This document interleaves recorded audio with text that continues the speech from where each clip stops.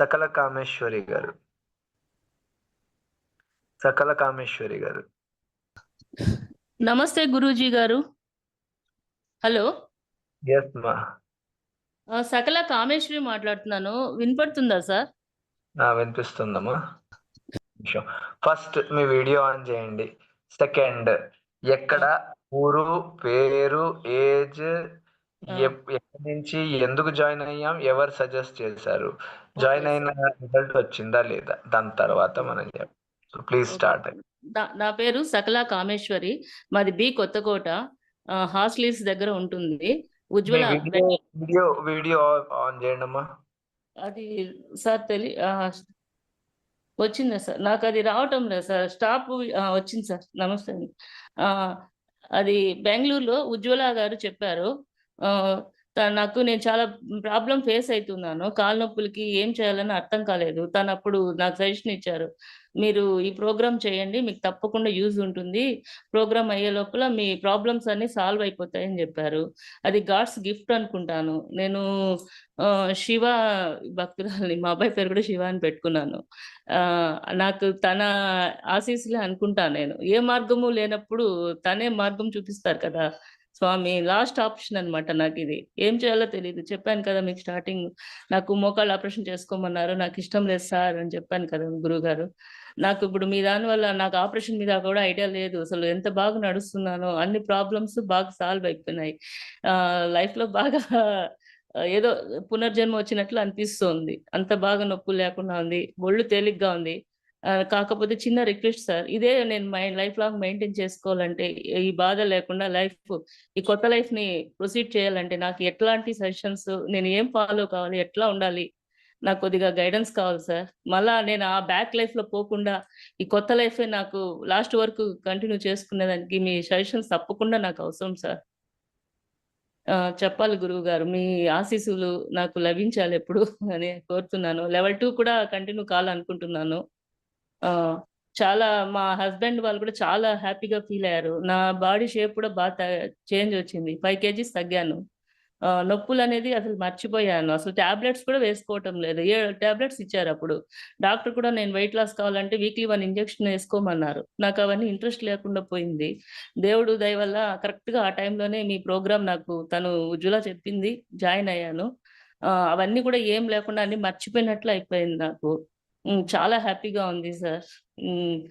అదంతా ఒక గిఫ్ట్ లాగా అనిపిస్తోంది. ఇదంతా మీ మీ గిఫ్ట్ మాకు ఇది అనిపిస్తోంది ఇది. అందరికీ చెప్తున్నాను నేను. నా ప్రోగ్రెస్ అంతా. వాళ్ళు కూడా ఇంట్రెస్ట్ ఉంది. జాయిన్ కావాలని ఉన్నారు. ఇంగా మీ సజెషన్స్ మాత్రం నాకు తప్పకుండా అవసరం సార్. నెక్స్ట్ లైఫ్‌లో ఇబ్బంది లేకుండా మెంటల్‌గా అన్నిటికీ బాగా యూజ్ అయితోంది. అవన్నీ అవసరం అట్లే కంటిన్యూ కావడానికి.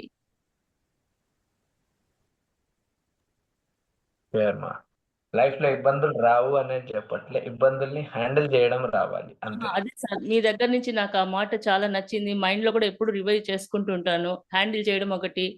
2 దీన్ల మధ్యన గ్యాప్ గమనించమంటున్నారు. మన సహజ స్థితి అదే కదా! ఆ సహజ స్థితికి మాకు తెలియకుండానే మమ్మల్ని అక్కడ ప్రవేశం మార్గం చూపిస్తున్నారు గదా! అని అవన్నీ కూడా చాలా ఇదిగా అనిపిస్తుంది. మాకు తెలియకుండానే మమ్మల్ని అక్కడ తీసుకెళ్ళి అక్కడ ఉంచుతున్నారు మీరు అనేసి. అవన్నీ కూడా చాలా ఇంట్రెస్టింగ్‌గా ఉన్నాయి. చాలా బాగున్నాయి సార్. ఇదిగా అనిపిస్తోంది. అది.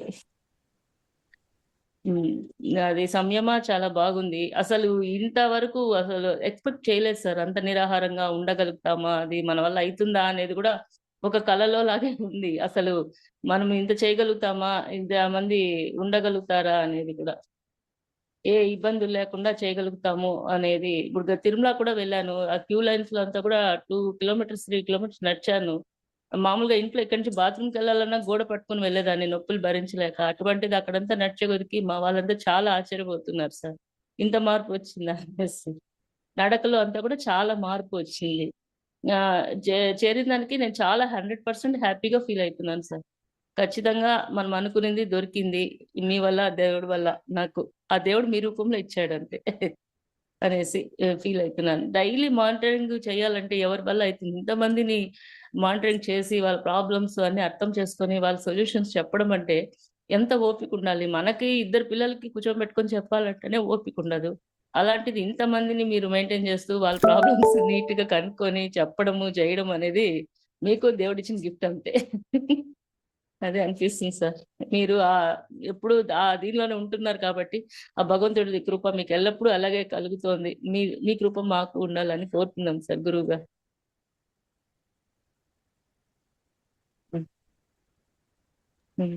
రైట్. నమస్తే గురువుగారు. నేను సరిగ్గా పంచుకున్నానో లేదో తెలీదు. నా లోపల నుంచి వచ్చిన వాయిస్ ఇదంతా. ఇదంతా ఎంతప్పటి నుంచో కాసుకొనున్నాను. నా ఫీలింగ్స్ అంతా మీతో పంచుకోవాలి. నా కంట్లో నీళ్ళు గూడా వస్తున్నాయి సార్. చెప్పలేకపోతున్నాను. నా ఆనందము, బాధ, నేను పడిన బాధ, వేదన తగ్గిపోయిన దానికి అసలు కంట్లో నీళ్ళు వచ్చేస్తున్నాయి నాకు. చెప్పలేకపోతున్నాను సార్. అంత బాధ స్ట్రగుల్ పడాను. కొత్త లైఫ్ వచ్చింది అనిపించేస్తుంది సార్. అంత ఫీలింగ్‌గా ఉంది నాకు. మాట్లాడలేకపోతున్నాను. నా ఆనందము, ఆ బాధ తగ్గిపోయిన దానికి. Thank you sir. శుభం.